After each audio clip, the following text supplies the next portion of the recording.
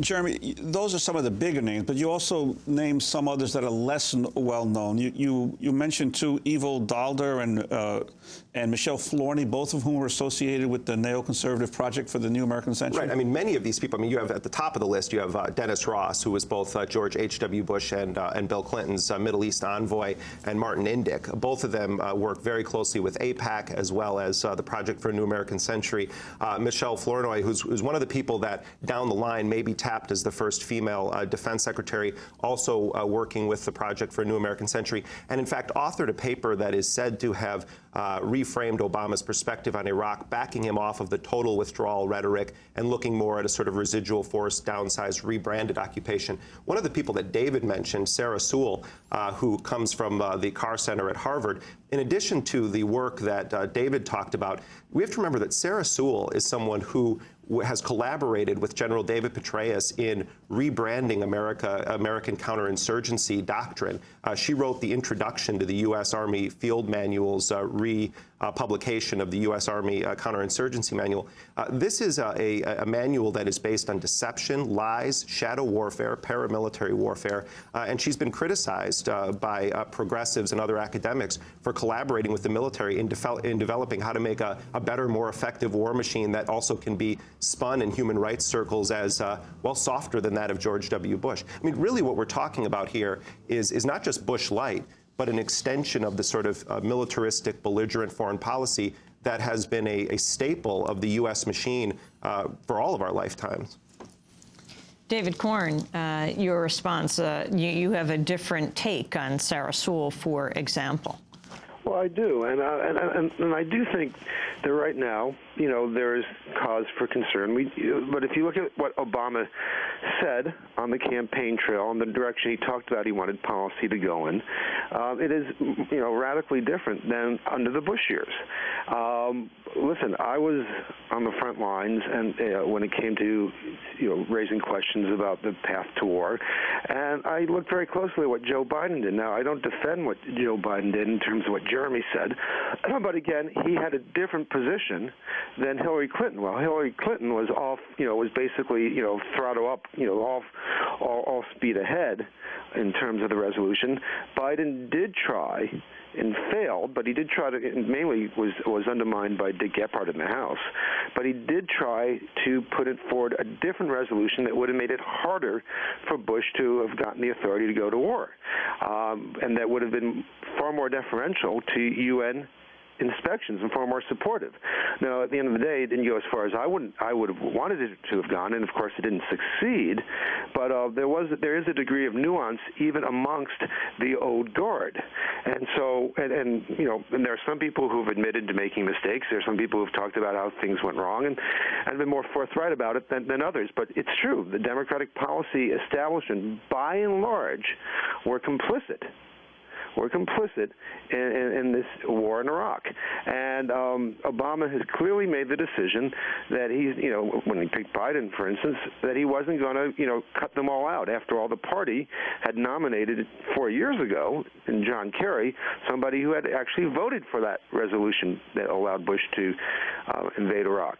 So, you know, I think Obama, you know, everyone talks about how he's very good at reconciliation, you know, not reaching out, but is including these people. There are, you know, but I assume there are other voices, and I do think that it's a little early to say that because, you know, he's talking to some of these old Clinton hands who, you know, I debated and fought with during the 90s about a great many things, that he's going to be another extension of the George W. Bush policy. I mean, just by saying that one of his key objectives is to shut down Gitmo, right there, that's, you know, a major change in U.S. foreign policy. Jeremy Scahill. I mean, I think, you know, you have Obama, the orator, and you have Obama's rhetoric, and then you have what I think is more important, which is who is he surrounding himself with, and what are his actual foreign policies. And I know David is intimately familiar with this, but a lot of people who are Obama supporters haven't actually read the plan. On the issue of Gitmo, Obama sends one message, but then brings on board as his intelligence transition team John Brennan, who Glenn Greenwald, I think, rightly described as an advocate of torture, someone who who has passionately defended the U.S. Extraordinary Rendition Program, which began under President Clinton, the government-sanctioned kidnap and torture program.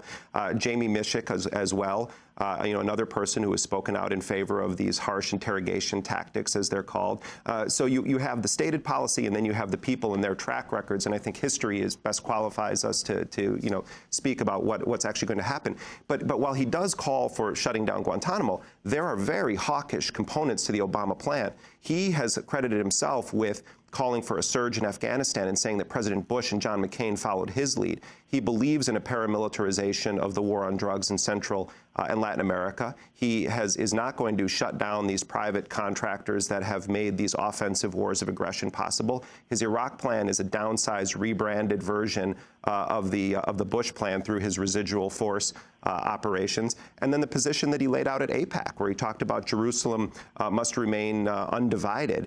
That was a speech that was crafted by well-known neoconservatives, and it was messaging to the very right-wing Jewish community in the United States as a way of saying that Obama was going to be pro-Israel. He went further, in fact, than President Bush. He said, well, the U.S. embassy should be in Jerusalem. All of the candidates say that. But then saying that Jerusalem must be undivided, that was further than a lot of Republicans are willing to take it. And so, I understand what David is saying, and I'm heartened to hear some of the names that David said early on. But we're talking about heavy hitters who, whether they hold posts or not, are going to have great sway over Barack Obama. And I think that we have to remember when Clinton first took office, there was not the identical euphoria, but people were glad that Bush was no longer in office. And Clinton turned out to be one of the greatest Republican presidents in history, really co-opting the Republican agenda at times and making possible many of the policies Bush implemented. David Corn, I'd like to ask you, is it possible that, in essence, what's going on here is a bifurcating of the movement, that in essence that the Obama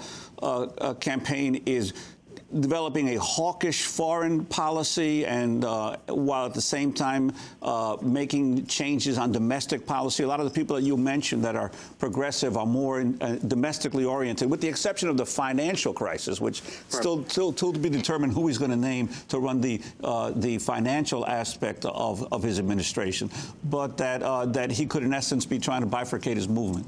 Well, I don't think there's a conscious decision to do that. And I think it's still, I hate to, use cliches here, too soon to tell. Listen, Obama got a lot of grief during the campaign trail for his statement that he wanted to reach out to our enemies and have direct negotiations with heads of states from what some people consider to be thuggish, roguish regimes. And, did he ever run away from that position? No, actually, he stuck by that position, and he had people, some of whom Jeremy has named, come out and defend that position, and even when Hillary and others took shots at him. So if that becomes a component of his foreign policy, it will be far more progressive than George W. Bush and even Bill Clinton. Now, we don't know what's going to happen because we haven't seen him make yet a single decision. And foreign policy is often decided in terms of a reaction to what's happening out in the world in the first place. Some crisis comes along, and you see how people respond. When Bill Clinton, bombed Iraq, when this spotty intelligence came out that Iraq had tried to kill the first President Bush when he was visiting Kuwait, intelligence and news reports were very, very sketchy. He said, "Oh, there you go. He's afraid not to do this stuff, so he's going to do this to score political points," and that gives you a good indication of what his foreign policy is going to be and who he's going to listen to. And I think we'll all be looking very closely at some of these first, acts that Barack Obama makes. He has said that the priority is to close Gitmo, regardless of who he's put on the transition team